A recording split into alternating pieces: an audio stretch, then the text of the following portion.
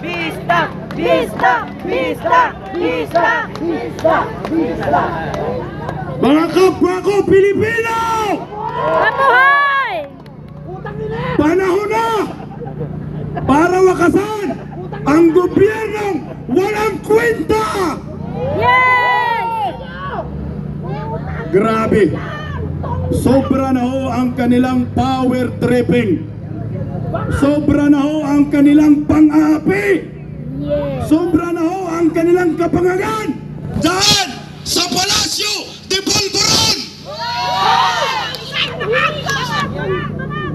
Saan kayo nakakita ng isang bansa na mayroong special committee hearing diyan sa Kongreso Philippines. na ang kanilang ginagawa at ang kanilang agenda ay protektahan ang mga durugista sa ating bansa? Gumising na po kayo mga kababayan ko. Tayong mga Pilipino, likas sa atin ang mga matatalino. Huwag po tayo magpaloko sa mga bayarang mainstream media na mali-mali ang kanilang binabalita. Isang nakakahiya bilang isang Pilipino sa ating bansa ng mga mambabatas dyan sa Kongreso ay nagbistolang mga abogado ng mga durugista at sindikato sa bansang ito. Gumising na ho tayo. Hindi na po ordinaryo itong galawan ng mga buhaya dyan sa Kongreso. Kung Pilipino ka, kung mahal mo ang bayan mo, kung mahal mo ang inyong mga magulang, kung mahal mo ang inyong mga anak, mga kamag-anak at kapamilya, papayagan nyo ba na ang Kongreso sa Republika ng Pilipinas ay sila ang magtatanggol sa mga kriminal? Saan ka nakakita na yung isang Rodrigo Rua Duterte na galit sa mga durugista, galit sa mga kriminal, at gustong tapusin ang mga demonyo na nagkalat sa ating bayan, ay sa pa ngayon ang iniimbestigahan? Saan ka nakakita na ang ipinagtanggol sa Kongreso na ang gamit na pira nila yan ay galing sa inyong mga bulsa, galing sa bulsa ng mga taxpayer, galing sa mga bulsa ng mga magsasaka, galing sa mga bulsa ng mga tricycle driver, mga taxi driver, mga jeepney driver, mga ordinaryong Pilipino? Sinong nakinabang? Animal kayo, mga durugista, mga sindikato. Dapat ho, di ba ho, ang ipagtanggol nila ay yung mga biktima ng mga durugista at mga kriminal sa ating bansa. Yung mga nirep, yung mga ginahasa, yung mga matatanda na kung grabe nilapastangan ng mga buhaya at mga sindikato sa ating bansa, mga kriminal. Bakit ho? Ganito na ang bansa natin ngayon. Pagkatapos Rodrigo Rua Duterte, iba na ho yung nakaupo sa Malacanang. Sila na po ngayon ang nangangalaga sa mga kriminal. Tama pa ba ho ito? Kung hindi tama, kayong mga Pilipino, tayong lahat sa bansang ito, magkaisa ho tayo. Tulungan niyo po kaming mga political vloggers na lumalaban ngayon para sa ating bansa.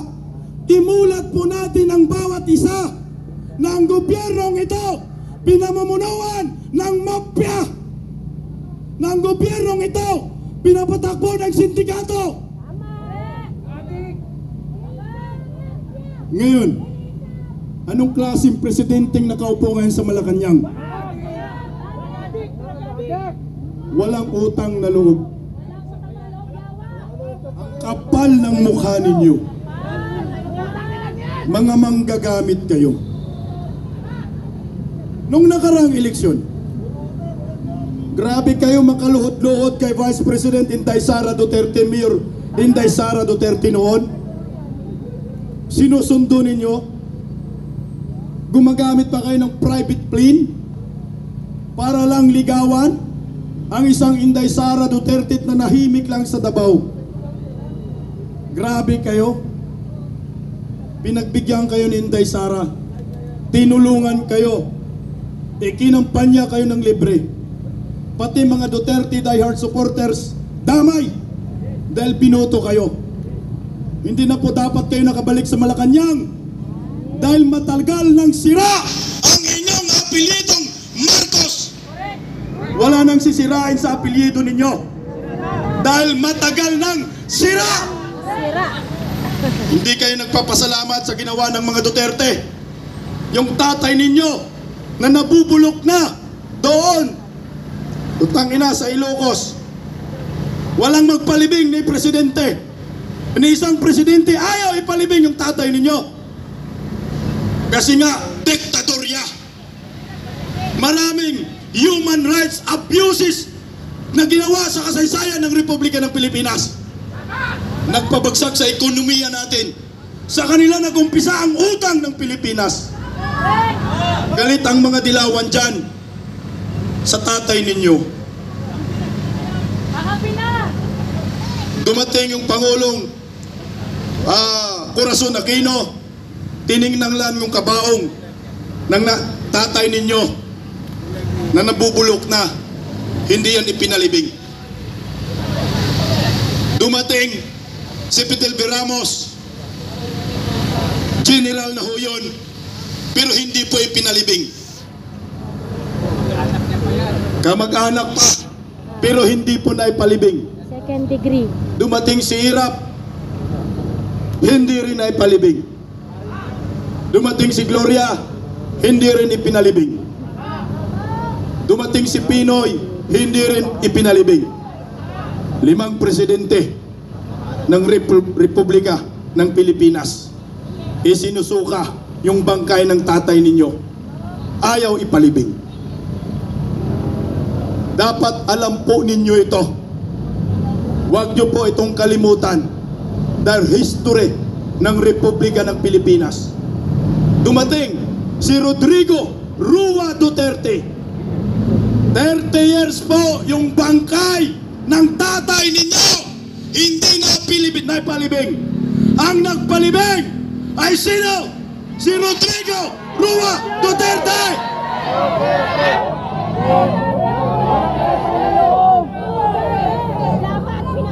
Nakalimutan ba ninyo yon? Walang utang sa loob.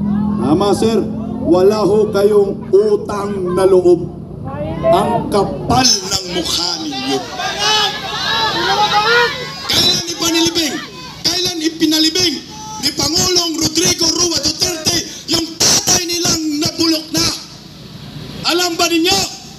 Kakaselebrate lang noong November 18, 2016. Hindi kayo nagpasalamat? Ngayon, anong ginawa ninyo sa anak ng nagpalibing? Anong ginawa ho ninyo kay Vice President Inday Sara Duterte? Putang ina ninyo. 3 years in the making. Itong bansa natin sa pamumuno ni Ngiwiim. Nimal Ngiwiim. 3 years in the making. Wala ho silang ginawang proyekto para sa ating bansa, kundi ang proyekto nila ay sirain si Vice President Inday Sara Duterte.